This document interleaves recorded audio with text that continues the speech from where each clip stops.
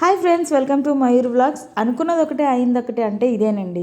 నిన్న డోక్లా చేద్దామని చెప్పి రెడీ చేసాము, బట్ ఏదో అనుకుంటే ఏదో అయింది. సో దాన్ని వేస్ట్ చేయడం ఇష్టం లేక ఇలా మిక్సీ జార్లో వేసుకొని కొన్ని వాటర్ వేసుకొని గ్రైండ్ చేసుకున్నాను. ఇలా స్మూత్ బ్యాటర్ చేసుకున్నానండి.